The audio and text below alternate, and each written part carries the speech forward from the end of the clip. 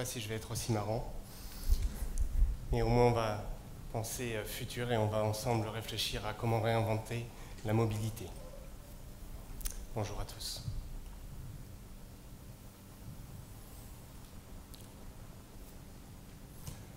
En 2008, alors que je pédalais, j'ai pris conscience que notre monde n'était pas au début d'une crise, ni au milieu, ni à la fin, mais dans un monde en rupture. Dans un monde où le futur ne serait pas comme le passé, et on ne pourrait pas faire le futur avec les recettes du passé. Ceci a depuis bouleversé ma vie, personnelle et professionnelle. À cette époque, je travaillais pour un grand groupe industriel dans la prospective du véhicule électrique. Et je me suis dit, mais somme toute nos problématiques, c'est la mobilité. Prenons un peu de hauteur, ayons une vue holistique et réfléchissons mobilité. Juillet 2008, vous vous en souvenez peut-être, c'était le moment où le cours du pétrole était le plus haut. Et j'ai eu l'occasion d'écouter Jean-Marc Jancovici, qui est un expert reconnu, climatologue, inventeur du bilan carbone.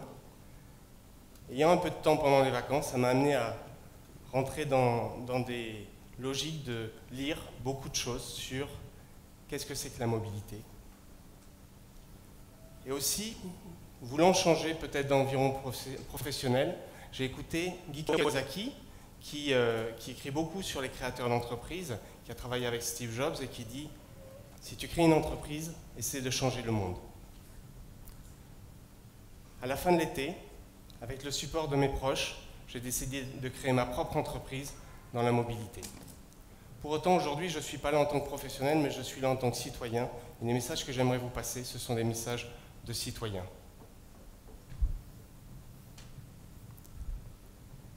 Qu'est-ce que la mobilité? Le mot mobilité recouvre un certain nombre de termes, mais pour faire court dans ces 18 minutes, la mobilité, c'est comment se déplacer sur une zone géographique d'un point A vers un point B. Et on va parler de mobilité des personnes et des marchandises ici. Avant d'aller plus loin, pour bien que vous compreniez qu'est-ce que c'est que la mobilité dont on va parler aujourd'hui, je vais vous mettre à contribution et j'aimerais que vous vous prépariez à lever la main aux questions suivantes. Qui est venu en voiture aujourd'hui? Allez. Qui est venu en transport collectif? Qui est piéton ou cycliste? La régie est en train de calculer les nombres, les proportions. Attendez un instant. Ah, j'ai oublié une partie du sondage. Qui est venu en skateboard? Ah, ben monsieur, si vous voulez bien vous lever et montrer votre skateboard. Voilà, je vous propose qu'on l'applaudisse. Pourquoi on l'applaudit, ce monsieur? Parce que ce monsieur a mis en place quelque chose qui s'appelle la multimobilité, puisqu'il est venu, et je lui ai demandé, puisque passionné de mobilité, dès que je vois quelqu'un qui a un objet mobile comme celui-là, je m'approche de cette personne et je lui demande « Comment vous êtes venu? C'est un cadeau pour votre fils ?» Non, non, je suis venu en métro et en skateboard. Mais je crois que réinventer la mobilité, nous en avons un exemple ici. La mobilité de demain, c'est probablement des solutions de ce type-là. Pourquoi je suis là aujourd'hui avec vous? Je crois que cette photo le résume assez bien. Je suis père aussi, et je voudrais qu'on réfléchisse ensemble à quels sont les enjeux de nos sociétés. Nous voyons sur cette photo une ville, l'urbanisation traversée par une route, et surtout des gaz d'échappement. Et ici, cet enfant qui symbolise le futur de nos générations, mais qui porte une lourde valise. Je me permettrai de citer Antoine de Saint-Exupéry. Nous n'héritons pas de la terre de nos parents, nous l'empruntons pour nos enfants.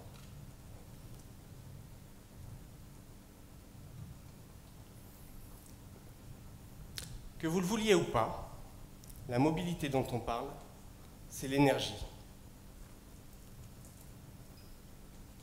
Voulant expliquer ce concept, j'ai demandé à un ami physicien qui m'a fait les grandes, et on aurait pu demander à d'autres personnes dans la salle avec des tablettes, qui m'a fait les grandes équations en physique.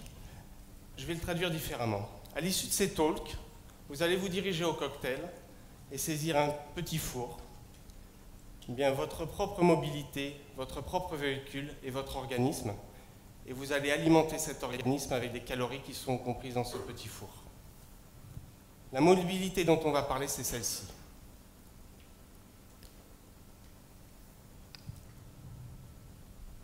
30% du CO2 en France est lié au transport.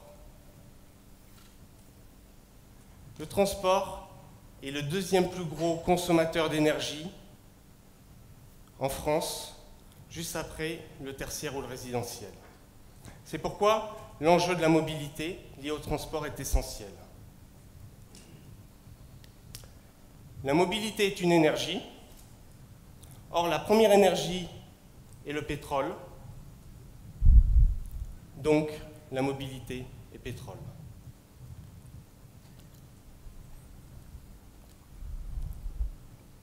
Donc, quelques mots sur le pétrole. Sans pétrole, ici nous serions nus. Pourquoi? Parce que le pétrole, c'est aussi des plastiques, des textiles, et c'est aussi apporter tous ces matériaux auprès de nous. Le pétrole est essentiel. Il a un double enjeu. Le premier, il suit une courbe en cloche, quelque chose qui s'appelle le pic de pétrole, ou le pic de production qui a été mis en évidence par King Hubert en 1940 aux USA, qui a prouvé qu'en 1970, il n'y aurait plus de pétrole aux USA. C'est ce qui s'est prouvé. Il se trouve qu'il avait prouvé une deuxième chose, ou il avait montré une deuxième chose, qu'en 2010-2015, il y aurait aussi ce pic ici. Ce qu'il n'avait pas vu, c'était la croissance mondiale, qui nous amène à un double effet ciseau, qui vont probablement être un des gros enjeux de nos futures années. La question qu'il faut se poser, c'est où ira la dernière goutte? Ira-t-elle dans un véhicule qui va nous permettre de faire du transport en l'air? Ou ira-t-elle dans un médicament? Parce que sans pétrole, il n'y a plus de médicaments. La deuxième conséquence de la combustion du pétrole, c'est le réchauffement climatique. Le réchauffement climatique qui va avoir comme conséquence des migrations de population et des conséquences sur tous les organismes vivant sur la Terre. Enfin, quelques mots sur l'urbanisation qui se traduit pour vous tous les matins. Je suis sûr que toutes les personnes que vous êtes ici, tous les matins, vous vous dites: est-ce que je vais avoir des bouchons ce matin? Comment ça va se passer? Est-ce que je vais avoir un bus? La mobilité ne peut pas se concevoir sans réflexion sur l'urbanisation. 75% de la population française vit à présent en agglomération. Et le résultat, c'est ça. Ce sont des véhicules qui créent des embouteillages, qui émettent du CO2, des particules fines. Alors on est là ici à TED pour penser le futur, pour réinventer la mobilité, et j'aimerais vous faire part de mes réflexions et d'un certain nombre de belles expériences qui sont issues de gens qui ont pensé à ces problématiques-là et qui se sont dit, même pas mal, il faut trouver des solutions.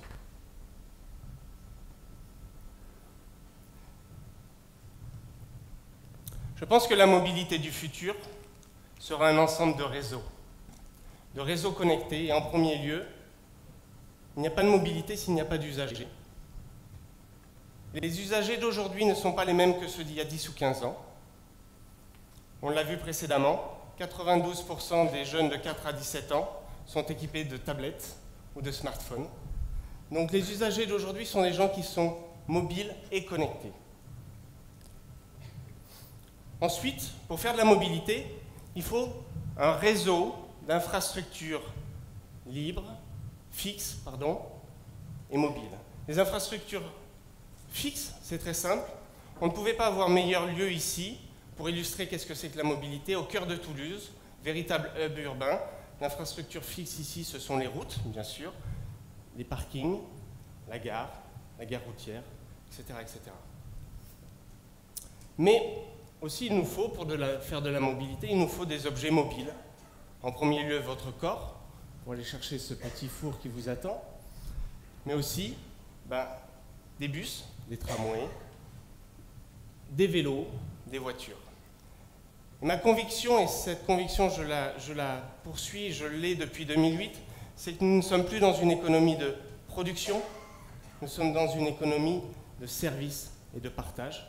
Je pense que la mobilité de demain, elle va travailler autour de ces réseaux qui ne seront plus dans la production mais dans le partage. Et enfin,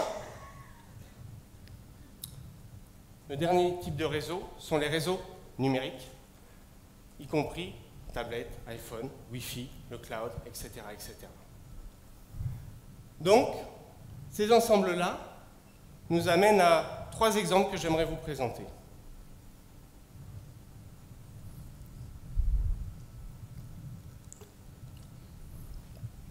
Le premier exemple n'est pas récent, certes, mais c'est probablement le premier choc de mobilité. C'est les vélos partagés, qui ont été lancés par une société d'abribus, bien connue. En fait, le principe est simple, vous avez des utilisateurs qui vont être connectés en permanence et qui vont être capables de savoir où sont les vélos, s'orienter dans la ville et aller chercher ces fameuses infrastructures fixes. Ici, vous avez l'appareil pour réserver ou pour libérer votre vélo, les infrastructures mobiles et tout ça connecté par la technologie. Autre exemple, l'autopartage ou le covoiturage. Encore un élément qui me fait penser qu'on est en train de réinventer la mobilité. Un de mes parents l'an dernier, qui fait des marches, qui d'habitude prenait sa voiture pour aller faire ses marches tous les étés, qui m'a dit cette année, je me suis inscrit sur un site de covoiturage. Là, je me suis dit, on tient le bon bout.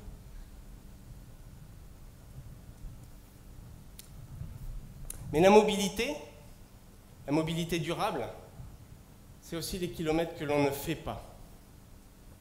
Moi, j'ai toujours poussé dans mes entreprises ou avec mes employés la notion d'optimisation de la mobilité. Et là, nous avons un exemple qui ne prend pas d'infrastructure mobile, on ne voit pas de véhicules, ce sont des infrastructures fixes. Cet exemple, c'est le coworking ou les tiers-lieux. Et nous en avons ici à Toulouse un excellent exemple avec la cantine qui permet à des gens de se rencontrer, d'éviter de faire des kilomètres, d'éviter de prendre la voiture. Mais d'autres exemples sont des sociétés innovatrices qui vont décider de mettre un hôtel d'entreprise à l'opposé géographique de là où leur siège social se trouve, de façon à ce que leurs salariés ne viennent pas faire 50 km aller, 50 km retour, surtout que parfois, c'est pour envoyer un email au voisin dans le bureau d'à côté.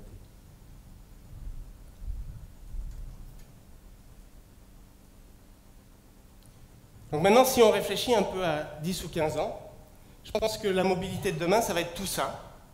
Tous ces réseaux qui vont se mettre ensemble, à discuter, à communiquer.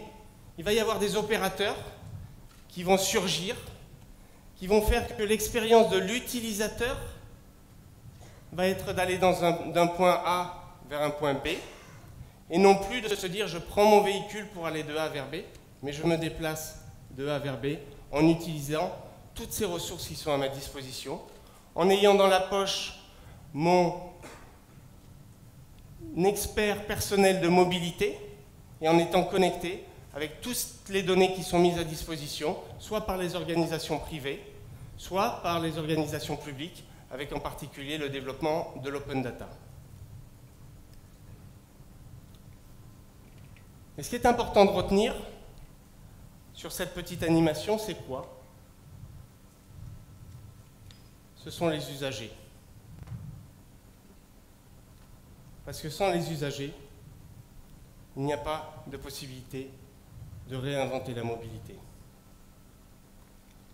Donc j'espère que l'an prochain, nous aurons au moins 20% de la salle qui viendront en skateboard. Merci.